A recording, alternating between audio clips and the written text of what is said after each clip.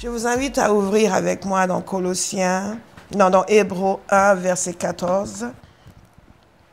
C'est un tout petit bout de phrase qui nous sert de base dans cette partie de la série Réalité spirituelle. Évidemment, notre texte initial se trouve dans 1 Corinthiens chapitre 2. L'apôtre Paul nous parle du fait que le Saint-Esprit nous révèle les choses que Dieu a préparées pour nous.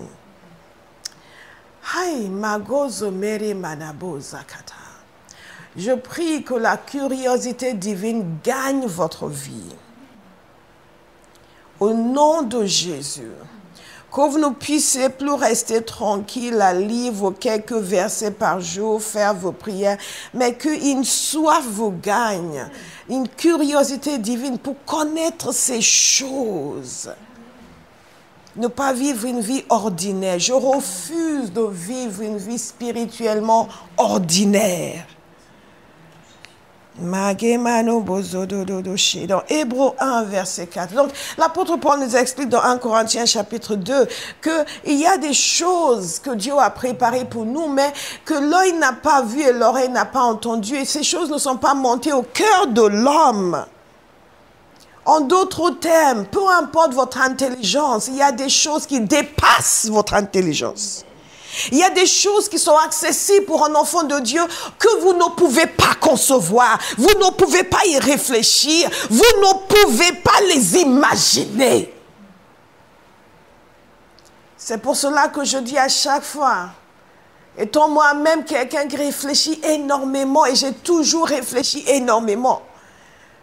Et j'ai été reprise par Dieu sur le fait que je devais maîtriser mes pensées.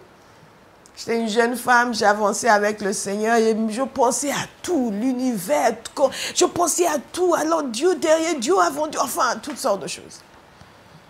Déjà enfant, je pensais à la mort. Qu'est-ce qui se passait? Où est cette personne? Enfin, mais nous comprenons par ce passage que peu importe notre degré d'intelligence ou de réflexion, il y a des choses qui existent que nous ne pouvons même pas concevoir. Et moi, ça m'interpelle. Étant quelqu'un qui réfléchit énormément, je me dis, avec tout ce que j'ai pu penser, il y a des choses qui dépassent. Je prie que vous soyez gagnés par la curiosité divine. Que vous vouliez savoir quelles sont ces choses. Et que vous alliez au-delà des formules. Parce que nous connaissons beaucoup de formules. Oui, nous prions en langue. Oui, il y a des anges. Oui, il y a ceci. Et nous pensons savoir alors que nous ne savons rien. Que Dieu nous ouvre les yeux pour commencer à voir. Il y a des dimensions en Dieu. Vous êtes... Vous vivez des dimensions différentes à chaque fois. Encore cette nuit en prière, une dimension de prière. J'étais là, this is new. This is God. C'est comme le chant que l'on chante au Nigeria en pidgin. Les Camerounais me comprendront. Pour les autres, croyez par la foi que c'est un bon chant. This kind God, oh, I never see in typo. This kind God, oh, blessed be your holy name. That much, cette partie-là, vous comprenez. This kind, un Dieu comme celui-ci, je n'ai jamais vu de pareil. Et il n'en existe pas. Je prie que le désir de le connaître gagne nos cœurs. Hébreux 1, verset 14. Makomono zebeketa. Zemondo kure menezakata. Mando bozekete. Les anges ne sont-ils pas tous des esprits au service de Dieu, envoyés pour apporter de l'aide à ceux qui vont hériter du salut? Si vous prenez le temps pour méditer sur ce verset, votre cœur va commencer à bondir de joie.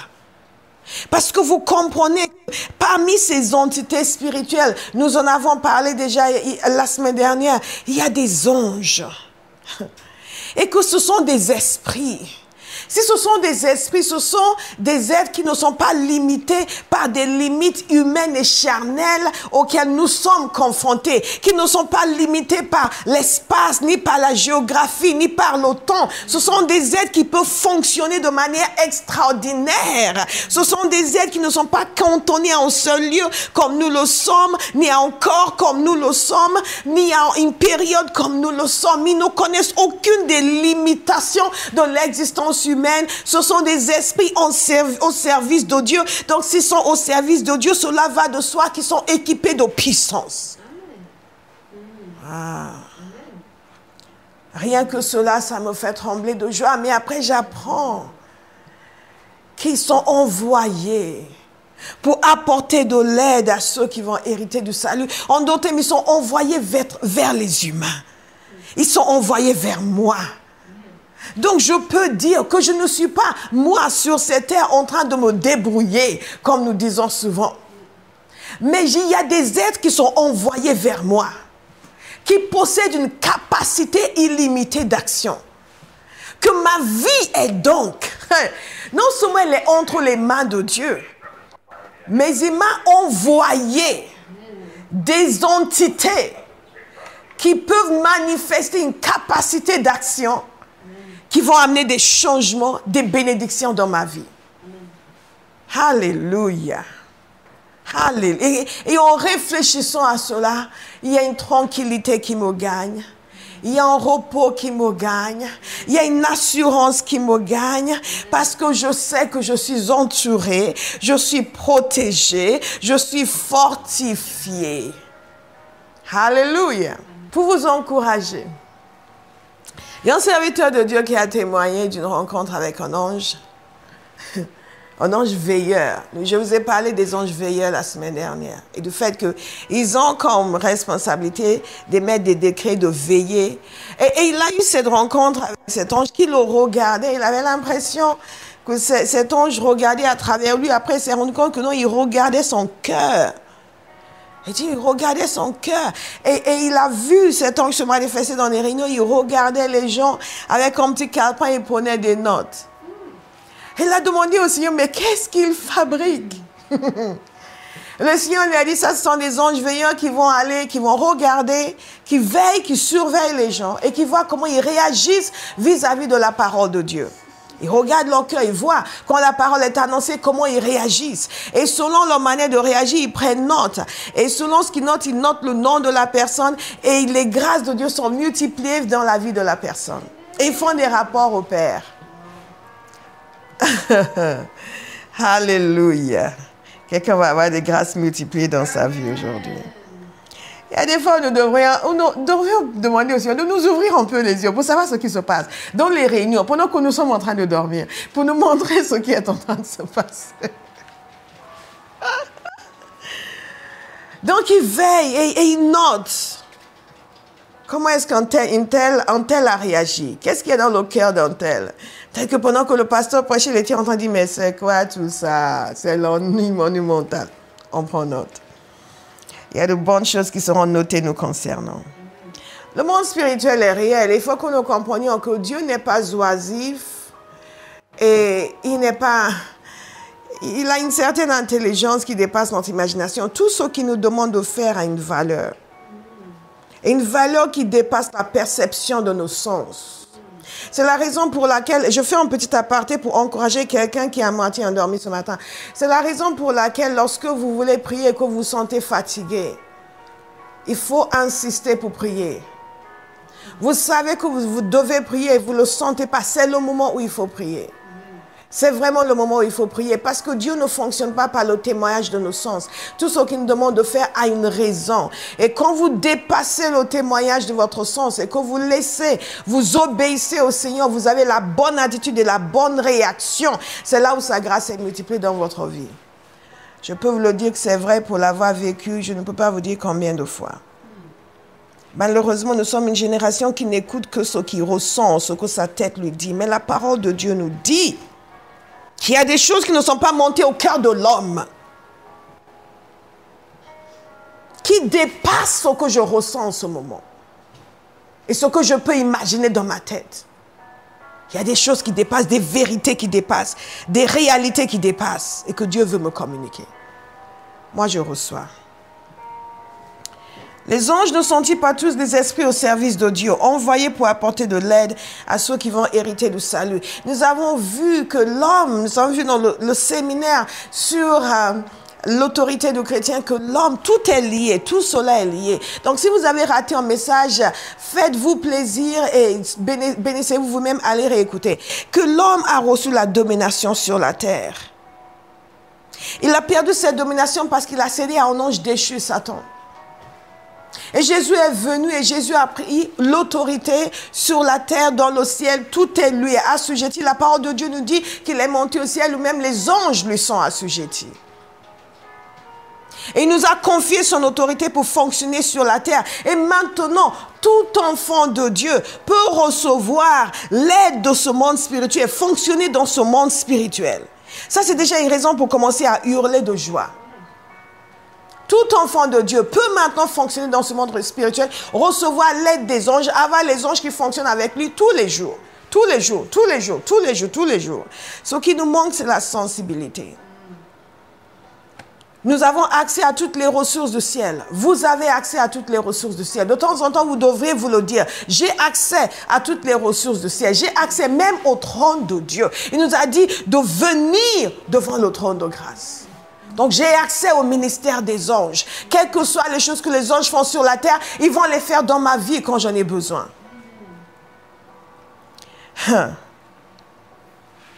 Donc, ce sont des êtres créés qui sont au service de Dieu. Mais certains demandent quand est-ce que les anges ont été créés. Nous savons que les anges ont été créés avant la création du monde. Pourquoi? Parce que la parole de Dieu nous dit qu'ils étaient présents. Dans Job 38 au verset 4. Où étais-tu quand j'ai fondé la terre? Déclare-le puisque tu es si intelligent. Qui a fixé ces dimensions? Tu le sais, n'est-ce pas? Ou qui a déplié le ruban à mesurer sur elle? C'est Dieu qui parle. Sur quoi ces bases reposent-elles? Ou qui en a posé la pierre angulaire alors que les étoiles du matin éclataient ensemble en chant d'allégresse et que tous les fils de Dieu poussaient des cris de joie? Vous allez voir que dans la Bible, les anges sont souvent appelés les fils de Dieu. Donc, quand la terre a été créée, les anges étaient là en train de hurler de joie. Nous savons donc qu'ils ont été créés avant l'homme. Nous ne connaissons pas plus que ça sur leur création. À quoi est-ce qu'ils ressemblent? Ils peuvent ressembler à un être humain. Hébreux 13, 2 nous dit de ne pas oublier l'hospitalité, car en l'exerçant, certains ont sans le savoir loger des anges. Rappelez-vous Abraham, 3 hommes sont venus jusqu'à lui. Il ne savait pas qui c'était. Il leur a offert son hospitalité. Et en leur offrant son hospitalité, il a découvert qu'il avait face à Dieu lui-même, il y a 2 anges. C'est extraordinaire. Karemen et Zakate. Tous ces gens qui ne veulent parler avec personne, ne veulent recevoir personne, veulent rester dans leur coin, vous passez à côté d'occasions extraordinaires d'exercer l'hospitalité envers les anges. Et ça, c'est aussi un des moyens par lesquels Dieu teste notre cœur. Il va mettre quelqu'un devant nous, il va voir comment nous allons réagir vis-à-vis de la personne. Il n'est pas bon en tant que chrétien d'être enfermé sur lui-même, d'être toujours focalisé sur soi. Mais il y a des chrétiens qui ne pensent qu'à eux. Moi, tout est tourné autour d'eux.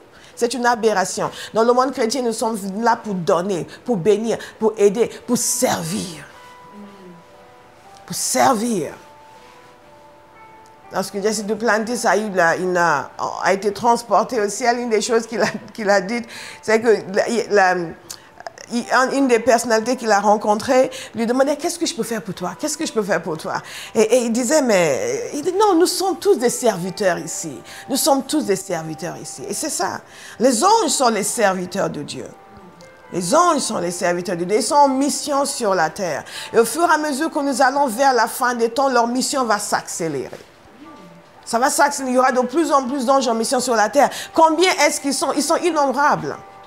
Nous ne pouvons pas les compter. Donc, à quoi est-ce qu'ils ressemblent? Ils peuvent ressembler à des gens ordinaires, à des gens, à n'importe quelle personne dans la rue. Et Dieu peut les envoyer vers vous pour voir comment vous allez les traiter, votre réaction. Parce qu'il nous a dit de ne pas oublier l'hospitalité. Abraham a eu la bonne réaction vis-à-vis de ces 3 hommes. Il a reçu l'Éternel lui-même et 2 anges. Les 2 anges qui ensuite ont été envoyés pour la destruction de Sodome et Gomorrhe. C'est quand même extraordinaire. Et la deuxième chose, c'est que les anges peuvent paraître avec leur apparence céleste. Et quand ils apparaissent avec leur apparence céleste, c'est beaucoup de majesté et beaucoup de gloire, comme dans le cas de Daniel. Je vais vous lire un passage de Daniel. Regardez avec moi dans Daniel 10. Vous voyez vos Bibles dans Daniel 10 et faites-moi signe quand vous y êtes. Daniel 10. Parce que nous voulons avoir une image assez claire par la grâce de Dieu de qui sont les anges et ce qu'ils font. Nous parlons des entités spirituelles. Nous avons vu les chérubins, les séraphins, les êtres vivants, leur apparence intéressante. Makomozoko, les anges messagers que Dieu envoie sur la terre, de façon générale, ont une apparence ou humaine ou céleste, makomonose, mais ressemblant aux humains d'une certaine façon. C'est la gloire. Parfois, ils apparaissent aussi comme la lumière. Comme des faisceaux de lumière. Est-ce que vous êtes dans Daniel 10? Thank you, Jesus. Hallelujah. Est-ce que vous êtes dans Daniel 10? Zamakasa kato toto. Au verset 5. Rappelez-vous, ça c'est la fameuse vision de Daniel suite à son jeûne de 21 jours. Il a prié, il a jeûné et à la fin des 21 jours, il a reçu un messager céleste. Et il dit ceci au verset 5. J'ai levé les yeux et j'ai vu un homme habillé de lin. Il avait autour de la taille une ceinture en or d'Uphaz. Son corps était comme de chrysolite. Son visage brillait comme l'éclair. Ses yeux étaient pareils à des flammes de feu. Ses bras et ses pieds ressemblaient à du bronze poli et le son de sa voix était pareil au bruit d'une grande foule. Sa voix, pareil au bruit d'une grande foule. Moi, Daniel, j'ai été le seul à voir cette apparition. Je vous parlais de gloire et de majesté. Regardez ce qui suit. Daniel dit, j'étais le seul à voir. Mais regardez, les hommes qui étaient avec moi ne l'ont pas vu. Mais une grande frayeur s'est emparée d'eux. Ils n'ont rien vu. Mais ils ont été saisis de frayeur. Pourquoi? Karo monobazekate.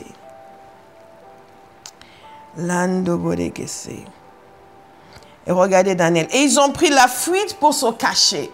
Pourtant, ils n'ont rien vu. Resté seul, j'ai vu cette grande apparition et me suis retrouvé sans force. Mes traits se sont décomposés et j'ai perdu toute force. J'ai entendu le son de ses paroles et en l'entendant, je suis tombé dans une profonde torpeur, le visage contre terre. Mais une main m'a touché et m'a mis tout tremblant sur mes genoux et les paumes de mes mains. Puis l'homme m'a dit, Daniel, homme considéré comme précieux, sois attentif aux paroles que je vais te dire et tiens-toi debout là où tu es. En effet, j'ai été maintenant envoyé vers toi. Quand je lis des choses comme cela dans ma Bible, je dois vous avouer que la première chose que je souligne, ce n'est pas le fait que l'ange est glorieux. Je souligne homme considéré comme précieux. Et je commence à le prier sur ma vie. Seigneur, ça doit être moi. Ma vie doit être telle que je vais être considérée comme précieuse. Que ce soit votre témoignage. Et donc, nous voyons ici l'apparence de l'ange. Je vais essayer d'accélérer. L'apparence de l'ange, cette apparence glorieuse, majestueuse qui est totalement dans notre monde. Tous les anges ne se présentent pas toujours avec une telle splendeur. Mais nous savons qu'ils se présentent souvent de façon différente et de façon extraordinaire, de façon majestueuse, au point où parfois les gens ils ne peuvent pas se tenir debout en leur présence. Parfois, c'est qu'ils se prosternent et ils sont dit, non, c'est quand? Non, tu ne peux pas m'adorer, je suis un serviteur comme toi. Vous vous souvenez de qui avait dit cela? Et il y a des moments où ils se présentent glorieux, mais toujours supportables. Donc, différentes manières de se présenter, selon ce que le Seigneur les envoie pour faire. Parfois, ils se présentent et les gens ne sont même pas conscients de leur présence. Comme souvent pendant nos cultes, il y a des gens qui sont présents, mais les gens ne sont pas conscients de leur présence parce qu'ils ne sont pas venus dans toute leur gloire et leur majesté. Parfois, les anges de la présence de Dieu se présentent et quand ils se présentent dans une pièce, il y a comme une nouvelle dimension de l'onction pour adorer. Et ceux qui sont sensibles vont être plongés dans une dimension d'adoration. Alléluia. Magabasokoto, Jimanakato. J'ai entendu au moins un témoignage d'une personne qui a vu des êtres qui ressemblaient à des séraphins, serviteurs de Dieu, dans des réunions et qui venaient avec des braises pour amener la purification. Alors, qu'est-ce que la parole de Dieu nous dit sur ce que font les anges? Et ceci non pas sur ce que nous aimerions qu'ils fassent, mais ce qu'ils font dans la parole de Dieu. Les exemples que nous avons nous montrent ce que nous pouvons attendre. Et la première chose, comme je vous ai dit la semaine dernière, c'est la protection. Est-ce que quelqu'un peut dire la protection? Nous déclarons ensemble, je suis protégé par les anges de l'Éternel. Je reçois la protection des anges. Au nom de Jésus. À la fin, vous allez comprendre pourquoi c'est important de le dire. Pourquoi lorsque un serviteur de Dieu vous dit de répéter, vous devriez le faire. Mancomosa. Quelqu'un m'a dit, mais pourquoi il faut dire? Je l'ai expliqué, elle n'était toujours pas convaincue. Il y a des gens qui sont très têtus, mais ce n'est pas votre témoignage. Caro Monese Ketede. Le psaume 91, que nous avons beaucoup médité, je n'ai même plus besoin de vous citer cela, vous devez connaître par cœur. Pendant le confinement, nous avons beaucoup prié sur ce psaume. Nous dit quelque chose qui est très intéressant, c'est ceci. C'est que l'Éternel, il dit, tu fais du très haut ta retraite. Aucun mal ne t'arrivera, aucun fléau n'approchera de ta tente. Et quand nous disons cela, nous confessons la protection de Dieu. Mais souvent, nous oublions comment cette protection est opérée. Parce que quand nous confessons cela, c'est bien. Et nous pensons que c'est parce qu'une puissance va venir de quelque part, quelque chose. Non, Dieu dit ceci, car il donnera ordre à ses anges de te garder dans toutes tes voies. Donc, si nous pouvons être sûrs qu'aucun mal ne nous arrivera et qu'aucun fléau ne va s'approcher de nous, c'est parce que nous croyons que les anges seront envoyés pour nous protéger. Quelqu'un va développer sa foi ce soir, ce matin, dans l'activité des anges en sa faveur. Parce que tout dans le royaume de Dieu fonctionne par la foi. Si vous avez la foi pour cela, vous allez l'expérimenter de plus en plus. Si vous pensez que oui, bon, on parle des anges, mais moi, l'autre jour, j'ai cogné ma voiture, où étaient les anges? Vous avez fermé la porte à la manifestation de l'activité des anges dans votre vie. C'est peut-être pour ça, d'ailleurs, qu'ils n'étaient pas venus pour vous protéger.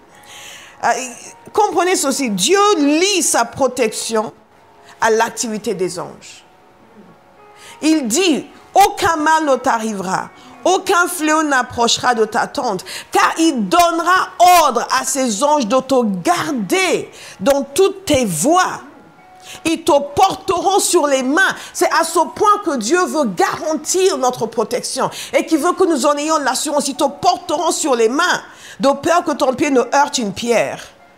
Et ensuite, il continue en disant les exploits que vous allez faire, vous marchez sur le lion et ainsi de suite. Il dit au verset 14, puisqu'il est attaché à moi, je le délivrerai. Ça vous donne déjà une clé pour voir l'activité des anges dans votre vie. Être attaché au Seigneur.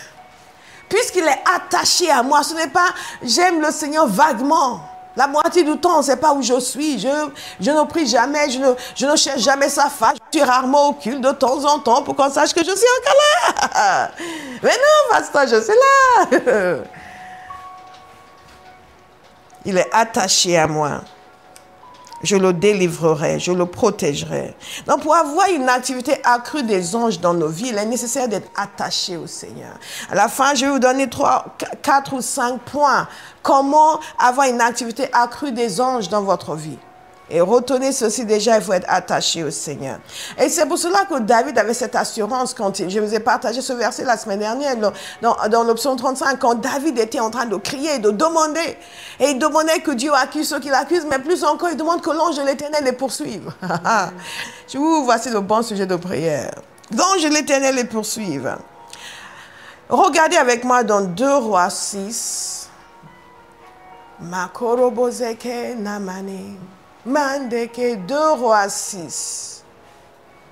2 Rois 6, je vous encourage à lire dans sa totalité à la maison. Si vous êtes chrétien depuis un certain nombre d'années, vous connaissez cet événement. Mais maintenant, je vous invite à le relire à la lumière de ce que vous avez appris sur les entités célestes. Pour que vous puissiez approfondir la révélation de cette protection extraordinaire de Dieu. C'est l'histoire d'Élisée. Élisée qui est victime d'une embuscade de la part d'un roi étranger. Et son serviteur était terrifié parce qu'il s'est réveillé le matin, il est sorti, il a vu toutes ces armées du roi de Syrie qui étaient venues camper autour et ils étaient encerclés. Et il avait peur. Vous savez, il y a des fois dans la vie, on a l'impression d'être encerclé. Vous êtes peut-être trop jeune pour l'avoir vécu, mais moi j'ai vécu des moments où vous avez l'impression et Satan vient vous expliquer en détail qu'il n'y a pas de porte de sortie. Mais dans des moments comme cela, vous avez besoin d'une intervention divine. N'oubliez pas que vous avez un Dieu et qu'il a des armées qu'il peut envoyer pour vous secourir.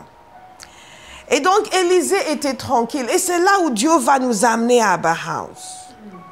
Il va nous amener dans cette dimension où nous sommes tellement conscients de sa puissance, où nous sommes tellement entrés dans une dimension spirituelle de l'existence, où nous sommes tellement conscients des anges qui fonctionnent avec nous, que dans toutes les circonstances de la vie, nous serons sereins.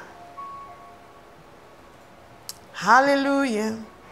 Donc Élisée, lui, est sorti, il a vu.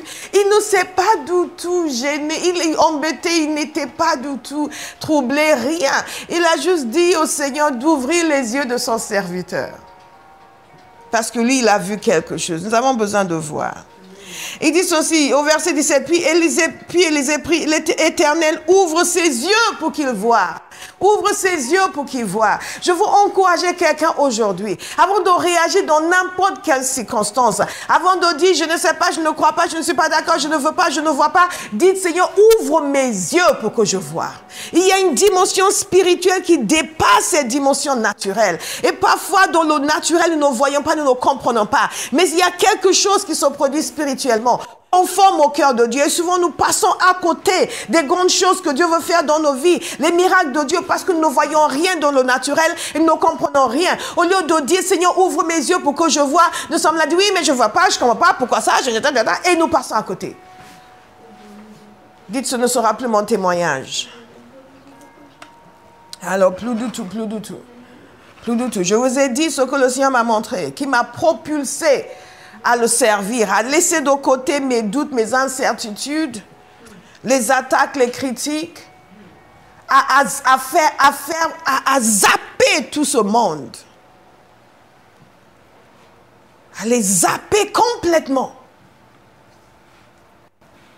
Des années après, ils sont revenus à de meilleurs sentiments. Sabaka, ça. Après, on dit, oui, il y a des serviteurs qui vous aiment bien, qui vous écoutent. Ah, ok. Mais eux ou des gens comme eux ont failli m'étrangler. Nous avons besoin de voir. Nous avons besoin de voir. Je le dis et je le redis, il y a encore des gens à base qui sont juste là, oui, mais Amen, Alléluia, Amen, Alléluia. Non, réveillez-vous. Dites à quelqu'un, réveille-toi, réveille-toi, réveille-toi. Appelez quelqu'un, dites-lui, réveille-toi, réveille-toi, réveille-toi. Ouvre tes yeux et vois ce qui est invisible. Je ne veux pas vivre une vie purement ordinaire. Les meilleurs choix que j'ai faits dans ma vie ont toujours été suite à une vision spirituelle. Jamais la déduction sur la base d'une situation naturelle. Satan peut influencer votre circonstance naturelle.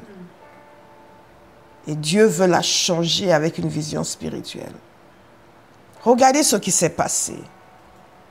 L'Éternel ouvre ses yeux pour qu'il voie. L'Éternel ouvrit les yeux du serviteur. Et il vit la montagne pleine de chevaux et de chars de feu tout autour d'Élisée. Regardez ça. Avant, qu'est-ce qu'il voyait? Il voyait les armées du roi de Syrie. Et ils étaient entourés, encerclés, et il était terrifié. Mais quand Dieu a ouvert ses yeux, qu'est-ce qu'il a vu?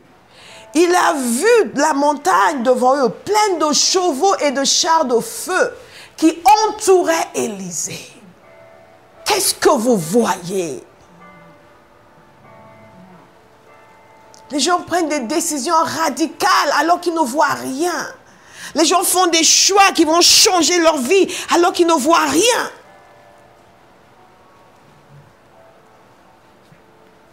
Le monde naturel, le monde spirituel, Le monde spirituel contient des choses qui ne sont pas encore visibles dans le monde naturel.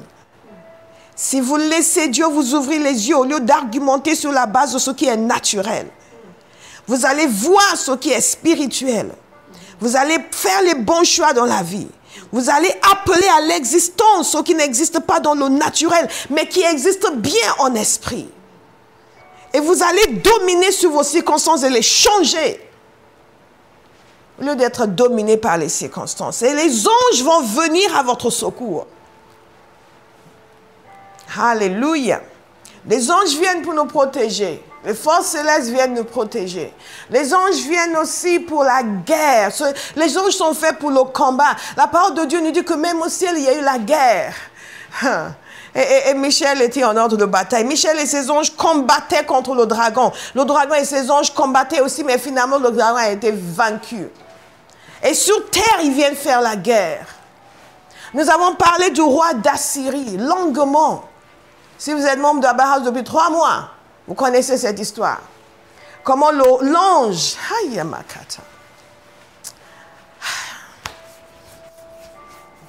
Prions en langue pendant 1 minute. Thank you, Jesus. Vous savez, il y a de ces choses, il faut que Dieu nous ouvre les yeux. Et pour qu'on nous ouvre les yeux, il faut que nous cherchions à avoir les yeux ouverts. Je vous ai parlé il y a peut-être 2 semaines de notre capacité d'autodestruction. Nous avons une seule vie à vivre. Si vous allez voir un médecin et que vous avez une maladie grave, il vous donnait des médicaments, il vous disait, prenez ces médicaments, sinon vous allez mourir. Il vous dit, vous prenez un médicament à 1h du matin, un autre à 3h du matin, un autre à 5h du matin. Toutes les 2 heures, vous devez en prendre un. Est-ce que vous savez ce que vous allez faire? Vous allez les prendre. Vous n'allez pas trouver que vous ne pouvez pas dormir. Non, mieux que ne pas dormir que de mourir. Vous allez mettre votre horloge, vous allez obéir. Vous allez prendre ce médicament toutes les 2 heures pour le restant de votre vie. Vous allez trouver le moyen de le faire, de vous réveiller. Comment se fait-il que quand on nous donne les paroles de la vie, les vraies paroles de la vie, on fait comme si ça ne nous concerne pas. On écoute un peu, on passe à autre chose. Parce que Satan nous a bloqué les oreilles.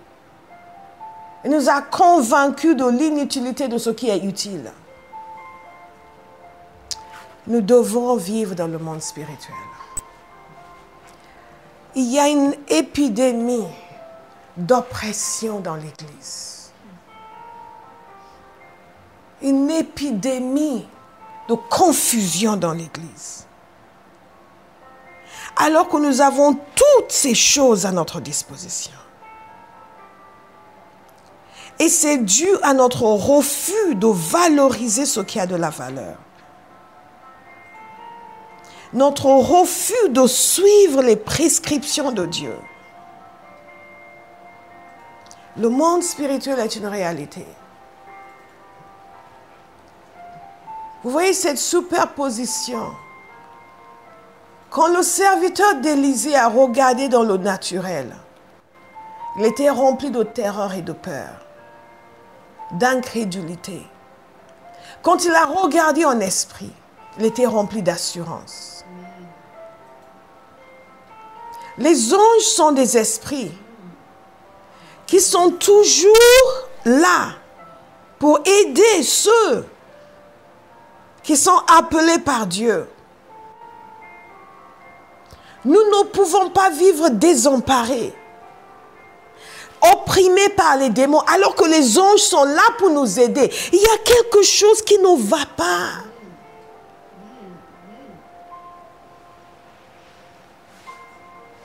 Je veux inviter quelqu'un aujourd'hui à être très sérieux. Nous ne pouvons pas être si instables. 2 mois dans l'église, 2 mois en dehors de l'église. 1 mois au culte, 3 mois, on ne sait pas où vous êtes. You have a problem. Vous avez un problème. Et ce n'est pas l'église. Tout ce que Dieu nous donne, c'est pour nous aider. Parce que lui est conscient du danger que nous encourons. Lui est conscient de l'aide qui est à notre disposition.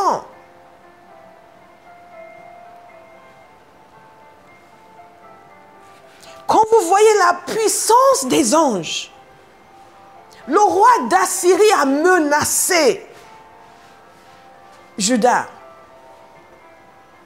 Il a menacé de les détruire. Et il savait de quoi il parlait parce qu'il avait détruit le royaume du Nord. Il avait détruit Israël, il les avait emmenés en captivité. Et il est venu, il avait dévasté les villes de Juda. Il est venu jusqu'aux portes de Jérusalem. Juda était réduit à sa portion congrue. Ils avaient vu sa puissance et sa force. Et il est venu menacer. Le roi Ézéchias, la parole de Dieu nous dit, 2 Rois 19, prit la lettre de la main des messagers et la lut, puis monta à la maison de l'Éternel et la déroula devant l'Éternel. Il lui adressa cette prière: Éternel Dieu d'Israël, toi qui sièges entre les chérubins, c'est toi qui es le seul Dieu de tous les royaumes de la terre. C'est toi qui as fait le ciel et la terre. Éternel, tends l'oreille et écoute. Éternel, ouvre les yeux et regarde. Écoute les paroles de Sankérib, lui qui a envoyé Rabshakeh pour insulter le Dieu vivant. Ensuite, il dit: il est vrai, Éternel, que les rois d'Assyrie ont dévasté les nations de leur territoire et qu'ils ont jeté leurs dieux dans le feu, mais ce n'étaient pas des dieux. Ils avaient été fabriqués par la main d'hommes, c'était du bois et de la pierre. Voilà pourquoi ils ont pu les faire disparaître. Maintenant, Éternel, notre Dieu, délivre-nous de Sankérib, que tous les royaumes de la terre reconnaissent que c'est toi, Éternel, qui es Dieu. Quand il a fait cette prière, comment est-ce que vous pouvez même oser demander une chose pareille? Il faut savoir quelque chose sur la puissance de Dieu et l'activité de ses anges.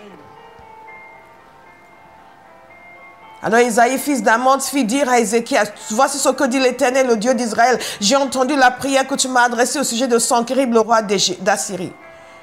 Et il a commencé à prophétiser.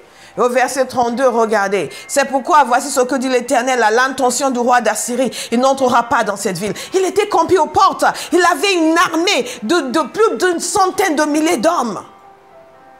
Et Dieu dit: il n'entrera pas ici. Je veux que quelqu'un prenne la mesure de la puissance de Dieu et de l'activité de ses anges sur la terre aujourd'hui. Qu'est-ce qui est impossible à un homme, une femme qui est soutenu par l'Éternel? Rien. Qu'est-ce qui est impossible à Abba House alors que nous sommes soutenus par l'Éternel? Rien. Rien.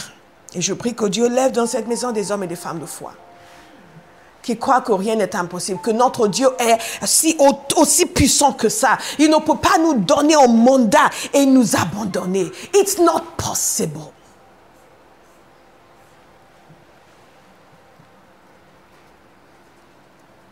Mais cette révélation est donnée aux gens qui vont au-delà de oui, mais moi c'est un peu Dieu pour moi à 10 heures. Get over yourself. Regardez la délivrance de Dieu. Au verset 35. Cette nuit-là, l'ange de l'Éternel sortit et frappa 185 000 hommes dans le camp des Assyriens. Quand on se leva le matin, ce n'était plus que des cadavres. Un ange de guerre. Il y a des anges de guerre qui sont prêts à intervenir quand Dieu les envoie. Quelle est la petite situation de votre vie qui ne pourront pas régler, envoyée par le Seigneur? Quel est le petit individu qui vous menace et vous commencez à trembler? Et vous commencez à faire des compromis. Oui, si vous ne faites pas les fausses factures, vous allez être licencié. Et vous commencez à les signer. Vous oubliez que vous êtes un enfant de Dieu parce que vous avez peur de ce petit individu qui peut être licencié du jour au lendemain. Entouré par cette armée puissante, Dieu a envoyé un ange. Non pas 2, non pas 3, non même pas une armée cette fois-ci. Un seul. Que quelqu'un prenne la mesure de la puissance de notre Dieu et de la puissance de ces anges qu'il envoie nous secourir. Un seul a battu 185 000 hommes en une nuit. Un seul. Quelqu'un va être libéré de l'incrédulité. Et va cesser de craindre pour sa vie, pour son existence, pour son avenir. Que font les anges? Les anges sont envoyés par Dieu pour nous guider, pour nous accompagner. Ils ont accompagné Israël, un ange a accompagné Israël, un ange a accompagné Lot et l'a fait sortir de Sodome. Vous êtes en situation de danger, faites confiance au Seigneur, un ange va venir vous accompagner. Vous sortez la nuit, vous voyez des gens autour. Non, comme ça, ils vont me tuer. Non, dis Seigneur, je te fais confiance. Que tes anges m'accompagnent, ils vont me guider, me faire sortir d'ici. Tranquillement. Les anges viennent nous donner la direction. Un ange a été envoyé vers Philippe. Et c'est l'ange qui lui a été dit où aller. Et là aussi, vous voyez la combinaison entre cela et l'œuvre de Dieu. Je suis allée voir ma petite copine hier soir, on a passé un super moment. Et les anges m'ont raccompagné. Ils ne sont pas là pour des choses futiles. Mais l'ange dans Acte 8 au verset 26, un ange du Seigneur s'adressa à Philippe en disant, lève-toi et va en direction du sud, sur le chemin qui descend de Jérusalem à Gaza, celui qui est désert. Si vous servez le Seigneur, il peut vous envoyer un ange pour vous dire où aller, quoi faire, parfois même quoi prêcher.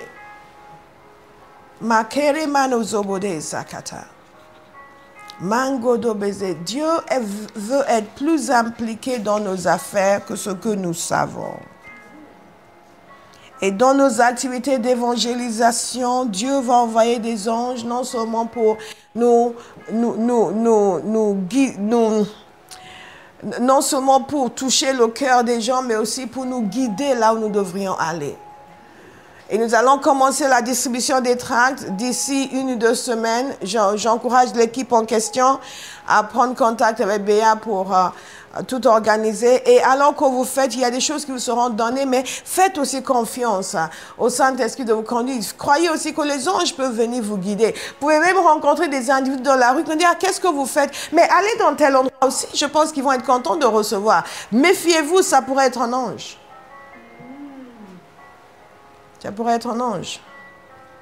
Et quand nous sommes ouverts à ces choses, nous allons voir de plus en plus l'activité des anges autour de nous. Est-ce qu'il y a quelqu'un à Barras qui veut voir l'activité des anges?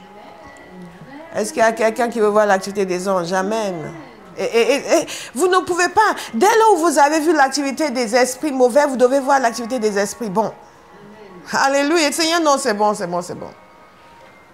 Je veux voir les bons maintenant. Et c'est intéressant parce que les anges, qu'est-ce qu'ils font? 5e point, ils participent aussi à présenter nos prières à Dieu.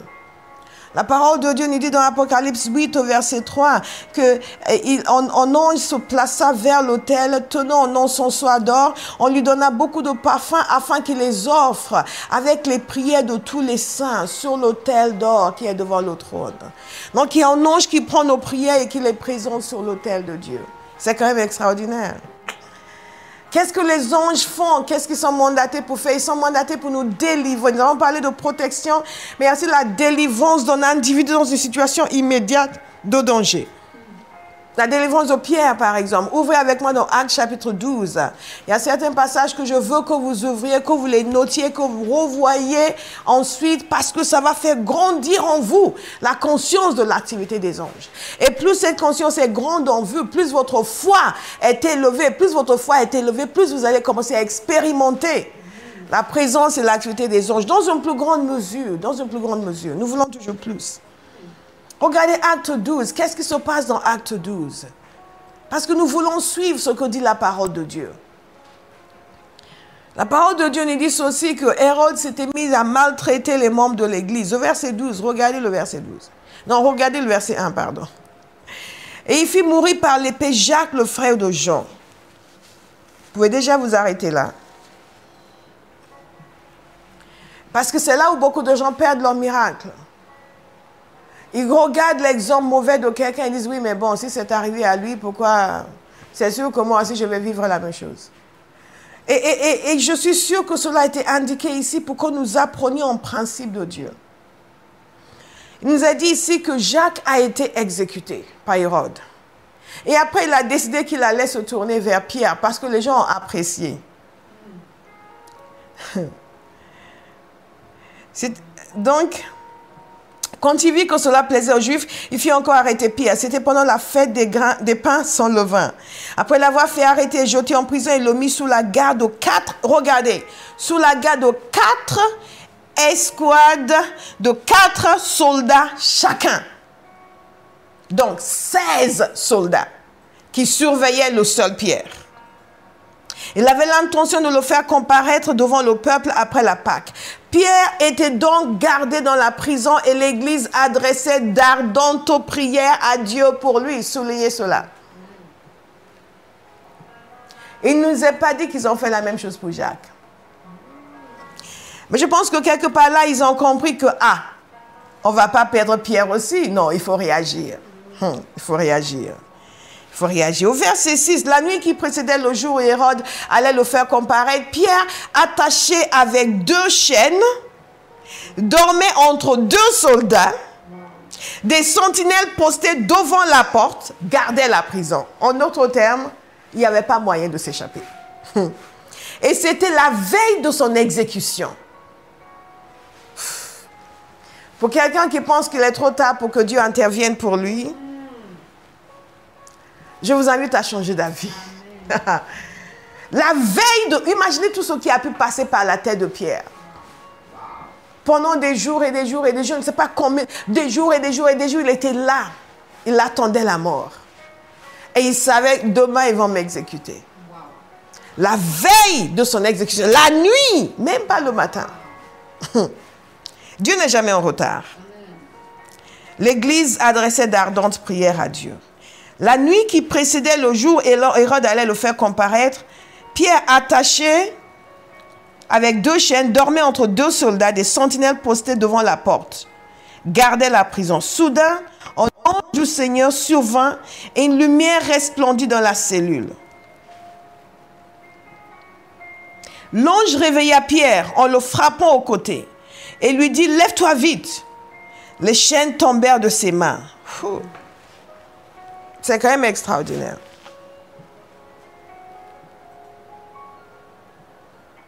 Un ange est entré dans sa cellule. On parle des anges, quel aspect est-ce qu'ils ont? Parfois ils ont un aspect humain, parfois ils ont un aspect divin.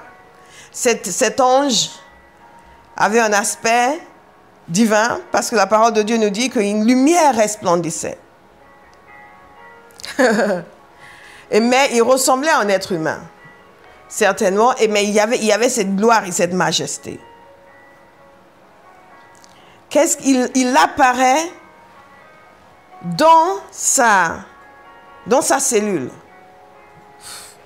C'est quand même extraordinaire. Il apparaît dans sa cellule. Je parlais du fait que les anges n'étaient pas localisés dans un endroit, ni dans l'autre, ils n'étaient pas limités. Et immédiatement,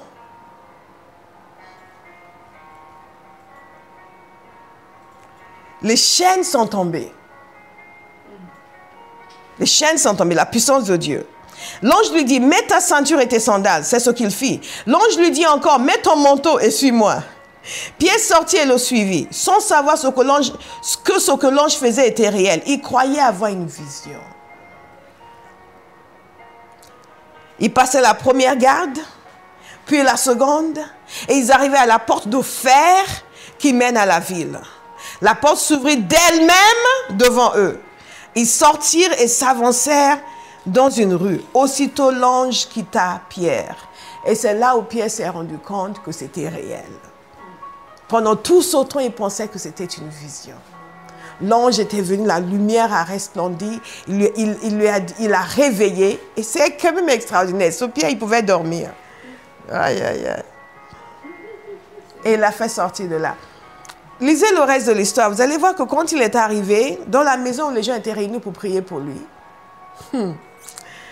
une femme, une jeune fille, une servante a ouvert la porte. Elle l'a vu et elle ne croyait pas. Elle l'a vu, elle était surprise, Elle est repartie pour leur dire que c'était Pierre. Et les autres qui priaient disaient non, c'est son ange. Nous pouvons obtenir 2 choses de cette histoire. La puissance de Dieu est illimitée. Je veux inviter quelqu'un à le dire en continu dans sa vie. La puissance de Dieu est illimitée dans ma vie. Rien n'est trop difficile pour lui. Il peut changer toutes les circonstances de mon existence. Rien n'est trop compliqué pour lui. Quand vous êtes tenté de dire, oui, mais il y a ça, il y a ça, il y a ça, ça n'a aucune importance. Entrez en esprit et commencez à parler. Commencez à déclarer, commencez à faire des proclamations, commencez à dire, rien n'est trop difficile pour lui. Pierre était gardé par 14 soldats. Il était enchaîné, 2 chaînes entre 2 soldats.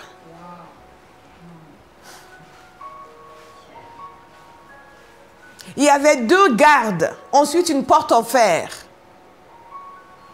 Et Dieu est venu. La seule chose qu'il a dû faire, c'était le réveiller. Pour le reste, les chaînes sont tombées. Les gardes ne se sont pas réveillés. Ils sont passés à côté des gardes. Et ils sont sortis. La porte de fer s'est ouverte d'elle-même. What a mighty God we serve. Et quand l'ange l'a fait sortir de là, il a disparu. Et c'est là où Pierre savait que c'était réel. La deuxième chose que je veux que vous notiez, c'est ceci. Ils ont dit, c'est son ange. L'Église primitive était plus au fait de l'activité des anges que nous aujourd'hui. Et ce que l'on peut déduire de ce passage, c'est qu'ils savaient que parfois, les anges qui travaillent avec une personne peuvent prendre son apparence. Non, ce n'était pas son ange, c'était Pierre lui-même. Et Dieu l'avait délivré. Nous avons d'autres cas de délivrance à travers des anges. Quelles que soient les circonstances. Si vous voulez que Dieu vous utilise dans l'évangélisation, vous voulez aller dans les pays, dans les nations, nous allons faire des missions dans les nations. Toutes ces choses ne sont pas purement théoriques à Bauhaus. Toutes ces choses ont une importance pour nos vies personnelles. Toutes les choses ont une importance pour notre service pour le Seigneur.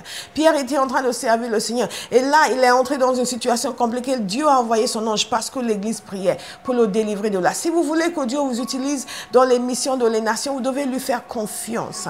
Que si vous en avez besoin, il va envoyer ses anges pour vous sauver. Là, quand on devait aller au Pakistan, manifestement, la Lituanie n'avait pas de foi dans l'activité des anges parce qu'elle ne voulait pas y aller du tout. Mais vous savez, quand ce n'est pas votre temps de mourir, vous ne mourrez pas. Dieu n'a pas déclaré que c'est la fin, ce ne sera pas la fin. Regardez toutes les barrières et il a fait sortir son homme. Qu'est-ce que les anges font? Pourquoi c'est important d'être conscient du ministère des anges? Parce que Dieu utilise les anges aussi pour apporter des réponses aux prières. C'est le cas de Daniel, ce que nous avons lu dans Daniel 10. Nous avons lu l'apparence de l'ange. Mais l'ange était venu pour lui apporter la réponse à sa prière. Parce qu'il lui a dit ceci, Daniel, homme considéré comme précieux, sois attentif aux paroles que je vais te dire et tiens-toi debout là où tu es. En effet, j'ai été maintenant envoyé vers toi. Il a été envoyé pour lui apporter la réponse parce qu'il priait, il jeûnait et il s'attendait à quelque chose. Je veux encourager quelqu'un, appelez le nom de quelqu'un et dites-lui avec une voix ferme, attends-toi à quelque chose de la part de Dieu. Attends-toi à quelque chose de la part de Dieu. Attends-toi à quelque chose. Ah, maintenant, dites-le à quelqu'un d'autre. Attends-toi à quelque chose. C'est le plus difficile pour nous en tant qu'enfants de Dieu. Parce que souvent nous sommes Dieu est bon, Dieu est bon. Nous prions de façon mécanique ou machinale. Nous ne nous attendons pas à quelque chose. Nous sommes dans une phase, nous sommes en train de prophétiser, déclarer des choses sur nos vies. Nous devons nous attendre à quelque chose. Déclarer des choses, nous attendre à quelque chose. Nous devons nous attendre à quelque chose. Et Daniel priait. Et l'ange a été envoyé en réponse à sa prière. Dieu envoie des anges pour répondre aux prières des gens. Dieu envoie des anges pour communiquer la sagesse et la révélation. Regardez par exemple dans le cas d'Abraham. C'est grâce à cette discussion avec l'Éternel, les 2 anges qu'il a envoyés, qu'il a pu comprendre ce qui allait se passer avec Sodome et Gomorrhe. Quand Jésus est monté au ciel, qu'est-ce qui s'est passé? Il y a un ange qui leur a parlé, qui leur a dit, écoutez, comme vous l'avez vu monter, il va revenir. Et ça devait les rassurer à un point, parce qu'il montait, il savait qu'il allait envoyer le Saint-Esprit, mais quand même, imaginez le vide qu'il ressentait. Il dit, hey, il le regardait. Si vous étiez là, qu'est-ce que vous auriez ressenti? Certains seraient tombés en dépression. Le Seigneur s'en va. Il s'en va. Il nous laisse. Et ils étaient là, ils l'ont vu monter. Ils devaient être là. Wow, wow, regarde, il monte, regarde. Nous, on le lit comme ça, mais on ne vit pas l'intensité de ce moment. Et le Seigneur, dans sa miséricorde, a fait en sorte qu'un ange puisse leur parler. Et pour leur dire, ne vous inquiétez pas. Il est monté, mais il va revenir de la même façon. Peut-être qu'ils pensaient même que c'était dans quelques jours. Mais un ange a été envoyé pour donner cette révélation. Parfois, les anges sont envoyés pour donner une révélation particulière. Mais sachez ceci, quelle que soit la révélation, elle doit être conforme à la parole de Dieu. Sinon, vous allez créer votre propre secte. Vous allez dire que vous avez eu un ange, Moroni ou autre. Vous, ce sera Séphadin, on ne sait pas. Mais toute révélation doit être conforme à la parole de Dieu. Il n'y a jamais de révélation nouvelle envoyée par un ange. C'est toujours une explication de la parole. Ou parfois, même des gens qui ont des rencontres avec des anges, c'est même un verset en particulier que Dieu va imprégner dans le cœur de la personne. C'est pour cela qu'il n'est pas indispensable de voir des anges, parce qu'ils ne vont rien venir vous dire qui n'est pas dans la parole de Dieu. Ce n'est pas indispensable. Si Dieu le fait, c'est une chose merveilleuse. Les anges sont des messagers qui communiquent des informations importantes sur des événements essentiels, sur des événements qui ont un caractère fondamental pour l'existence humaine. Par exemple, la naissance de Jésus. Un ange l'a annoncé. Un ange l'a annoncé à Marie. Un ange l'a annoncé à Joseph. Un ange l'a annoncé au berger. Et quand l'ange l'a annoncé au berger, j'aime beaucoup ce passage dans Luc. Quand l'ange l'a annoncé au berger, qu'est-ce qui s'est passé par la suite? Il y a toute une foule d'anges qui sont venus pour célébrer, pour louer le Seigneur. Ils ont vu quelque chose. Sur la terre, les gens ont vu un bébé. Mais les anges qui étaient des esprits, ils ont vu le Sauveur. Qu'est-ce que vous voyez aujourd'hui? Est-ce que vous voyez le Sauveur ou est-ce que vous voyez un personnage historique? La vision que vous avez de Jésus est définie, est déterminée par la profondeur de la révélation de sa parole qui est en vous. Votre capacité à voir en esprit. Puis il y a des fois, vous serez en train de prier, vous allez sentir la présence du Seigneur de façon particulière. Et vous êtes là, yeah, the Lord is here. Et parfois, il se manifeste, pas pour que vous le voyez avec vos yeux physiques, mais simplement pour vous rassurer, vous encourager et vous montrer son approbation. Et vous pouvez même avoir beaucoup de problèmes. Et il ne vous parle pas de votre problème. Il vient juste, vous avez juste une visitation du Seigneur. Parfois, c'est un ange qui vient, vous êtes conscient du fait qu'il y a des anges qui sont là. Et c'est juste pour que le Père vous montre qu'on est ensemble. L'affection, l'amabilité de Dieu est sans commune mesure. Et quand nous entrons dans ces dimensions, nous devenons spirituels. Nous commençons à vivre des expériences spirituelles. C'est là que nous prenons conscience de la bonté infinie de Dieu. Sinon, nous allons juste connaître des textes et nous assommer avec des textes et nous bagarrer avec des textes, mais ces textes n'auront pas de vie. Dieu veut que ces textes aient de la vie pour nous. Ah, une foule d'anges de l'armée céleste se joignit à l'ange, ils adressaient des louanges à Dieu. Vous vous rendez compte, ils sont venus sur terre pour louer le Seigneur. Tellement ils étaient émerveillés par ce qui s'était passé. Que Dieu nous donne la grâce d'être émerveillés par son Fils. Qu'est-ce que les anges sont envoyés pour faire? Les anges sont envoyés également. Il y a par exemple l'ange qui a été envoyé à Gédéon, nous avons vu ça. Mais là, c'est le cas de l'ange de l'Éternel. Et les anges sont envoyés également pour la punition. Les anges sont envoyés sur terre et ils exercent la punition. Parfois, ils exercent la destruction. Dans Genèse 19, par exemple, lorsque les deux anges qui avaient quitté Abraham et sont allés à Sodome, ils sont venus dans la forme des êtres humains. Et les hommes de la ville voulaient avoir des relations impures avec eux. À Sodome. Et Lot, regardez ce qui s'est passé, c'est extraordinaire. Hébreu nous invite à faire preuve d'hospitalité. Parce que certains pourraient même recevoir des anges sans le savoir. C'est ce qui s'est passé avec Lot. Lot a vu ces deux hommes. Il a vu ces deux hommes, il est allé les chercher, les inviter chez lui. Lisez ce passage, il est allé les inviter chez lui dans Genèse 19. Il est allé les inviter chez lui pour qu'ils passent la nuit chez lui. Et ils nous ont dit, non, nous allons rester dans la place publique. Il a dit, non, ne restez pas là, venez. Il les a invités dans sa maison. Il a exercé l'hospitalité. Ils ne se rendaient pas compte que c'était des anges. Il a exercé l'hospitalité et les gens de la ville sont venus, enfants et adultes, sont venus pour clamer qu'il leur donne ces deux hommes et qu'il voulait avoir des relations impures avec eux. Il a dit non, il a refusé. Mais regardez ce qui s'est passé. Quand ils sont venus, ils ont essayé de forcer la porte de Lot. les hommes de la ville. Et les anges ont réagi, ils les ont aveuglés. Ils ont jeté sur eux l'aveuglement. Ils sont repartis aveuglés. Ça nous fait penser à Élimas. Lorsque Paul a libéré cette parole, il y avait peut-être un ange qui l'a frappé. Vous dites, ok, ce qu'on a fait à Sodome, on va te faire aussi. Ils ont été frappés d'aveuglement. Nous savons aussi que dans 2 Samuel, il y a une situation où l'ange de l'Éternel est venu pour amener la peste comme punition pour Israël. Donc les anges peuvent être utilisés pour exercer la punition, pour amener la destruction comme pénalité ou sanction divine ou éternelle. Qu'est-ce que les anges viennent faire encore? Les anges viennent pour le travail du royaume de Dieu. C'est pour ça que les anges étaient présents lorsque Jésus est ressuscité. C'était un ange qui est venu pour enlever la pierre.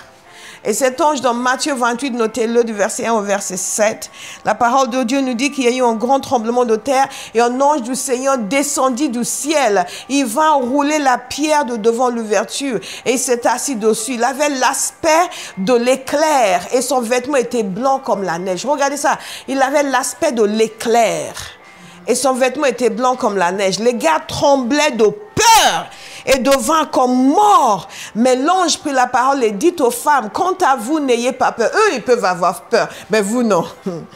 Car je sais que vous cherchez Jésus, celui qui a été crucifié. Il n'est pas ici, car il est ressuscité, comme il l'avait dit. Est-ce que vous y aviez pensé que c'était un ange qui avait l'apparence d'un éclair, qui était venu annoncer aux femmes que Jésus était vivant? Et bien sûr, dans Jean 20 au verset 2, nous voyons aussi deux autres anges qui étaient assis l'un à la tête et l'autre au pied de là où Jésus avait été enseveli. Les anges participent aussi à la moisson. Jésus a parlé des anges qui vont venir pour la moisson. Nous savons aussi par la parole de Dieu que les anges peuvent apporter le réconfort. Quand Jésus était dans le désert, les anges sont venus pour le réconforter, l'encourager quand il jeûnait et c'était un moment très difficile pour lui. La parole de Dieu nous dit aussi que la loi a été donnée par les anges. Nous savons que les plaies de l'Égypte aussi, il y a eu l'intervention des anges dans cette sanction divine. Donc, je vais inviter quelqu'un ce matin à prier pendant quelques instants. Nous allons prier sur la base de cette parole. Nous allons dire, Seigneur, aiguise ma sensibilité spirituelle pour que je ne passe pas à côté du ministère des anges dans ma vie. Et ensuite, je vais vous donner 3 ou 4 points sur la manière, sur les choses qu'il convient de faire pour pouvoir avancer et être davantage bénéficiaire de l'activité des anges. Il y a un serviteur de Dieu, j'ai oublié son nom, il faut que je trouve. Il a eu une expérience avec les anges. Son église avait une dette de 500... Non, pas de 500, attendez. Oui, son église avait une dette de 500 000 $. Oui, je pense que c'est Kenneth Copeland qui a raconté cette histoire, c'est un de ses amis. Son église avait une dette de 500 000 $. Et il priait pour cette somme. Il est allé exercer le ministère quelque part. Et dans son hôtel, il a eu une expérience. Et il a vu un ange énorme, immense, qui était là. Et c'est comme s'ils avaient enlevé le plafond de la chambre d'hôtel, sinon ils n'auraient pas pu voir sa tête. Il était vraiment à ce point immense. C'est pour vous dire que les anges prennent des formes différentes. Et il a vu et il a demandé, mais vous êtes qui? Et l'ange lui a dit, je suis l'ange de votre prospérité. Il a dit, mais alors, amenez la prospérité. Qu'est-ce que vous attendez? Mais j'attends votre ordre. Donc, il lui a dit juste ce mot, go. Donc, il était venu pour répondre à ses prières pour les finances. Vous attendez quoi? Votre ordre, go. Il est parti. Peu de temps après, il est de retour dans son église et il y a un homme qui vient, habillé en jogging. Et cet homme lui dit, écoutez, je ne vous aime pas. Quand vous prêchez, vous me faites peur. Mais Dieu m'a parlé. Il m'a dit de vous apporter cet argent. Donc, il devait rembourser dans l'immédiat 300 000 à la banque. La dette totale, c'était 500 000. Mais la banque voulait récupérer dans l'immédiat 300 000. Sinon, il voulait reprendre les locaux de l'église. Et cet homme est venu, je ne vous aime pas. C'est pour ça qu'il ne faut pas chercher à aimer. Ça n'a aucune importance que les gens vous aiment et qu'ils ne vous aiment pas. Ce qui compte, c'est que la volonté de Dieu soit accomplie dans votre vie. Il a dit, je ne vous aime pas. Mais, et quand vous prêchez, vous me faites peur. Mais Dieu m'a parlé. Il m'a dit de vous amener cet argent. Et voilà, 300 000 $. Donc, il lui donne les 300 000 $. L'autre est content. Il va déposer à la banque. Et donc, à un moment donné, il continue à une réunion de parler, oui, de la provision de Dieu, etc. Et il commence à dire, mais il y a quelqu'un d'entre vous qui est censé apporter et être utilisé par le Seigneur pour la provision. Ça peut être n'importe qui d'entre vous. Et il se tourne vers cet homme qui était dans cette réunion et qui avait déjà donné. Normalement, on ne regardera pas quelqu'un qui a déjà donné. Il dit, c'est peut-être vous. Et l'autre lui fait... Mais vous savez ce qui s'est passé? Il vient le voir et lui dit, je dois demander pardon à Dieu parce que je n'ai pas obéi. Parce qu'en fait, Dieu m'avait dit de vous apporter 500 000. Mais je ne vous aime pas. Donc j'ai argumenté et j'ai décidé d'amener 300 000. Mais là, je me sens convaincue de pécher. Voici les 200 000 restants. Qu'est-ce qui s'est passé? Et je pense que le Seigneur l'a fait de cette manière-là pour que nous comprenions que les anges sont en mission pour nous. Les anges sont en mission pour nous. Parce qu'il aurait pu ne pas voir l'ange. L'ange aurait fait son travail de toute façon. Mais Dieu a permis qu'il voie cet ange et que cet ange lui dise qu'il était venu pour répondre à sa prière. Et peu de temps après, cet ange est allé mettre la pression sur cet homme pour qu'il donne cet argent. Et il l'a donné alors qu'il n'aimait même pas le serviteur de Dieu. Mais c'est un éclairage que Dieu nous donne dans des situations comme cela pour nous montrer qu'il y a une activité derrière. Quand vous priez pour quelque chose, Seigneur, j'ai besoin de ça, et ça vient. Vous pensez que ça a juste apparu quelque part? Non. Il est fort possible que Dieu ait envoyé un ange quelque part pour orchestrer des choses en coulisses pour que cela se manifeste. Et plus nous prenons conscience de cela, plus le Seigneur va nous permettre de voir ce qui se passe réellement en coulisses. Il lui a montré cet ange et il a compris que c'est l'ange qui a agi sur cet homme. C'est l'ange que Dieu a utilisé. Et l'ange ne l'a pas lâché. Je crois qu'après avoir amené les 300, il a dit, tu n'as pas fini. Il reste 200. Tu n'as pas fini. Il reste 200 000. Tu n'as pas fini. Il reste 200 000. Et l'homme allait se coucher et venait dans ce rêve. Tu n'as pas fini. Il reste 200 000. Que Dieu libère ses anges pour agir en votre faveur. Je sais que dès qu'on parle, vous voyez, les Amen étaient plus forts là, dès qu'on a parlé d'argent. Alléluia. Abba House. Ayons foi en Dieu. Lorsque nous appelons à l'existence notre bâtiment, ayez foi en Dieu. Dieu a des ressources surnaturelles qui nous dépassent. Alléluia. Ayons foi en Dieu.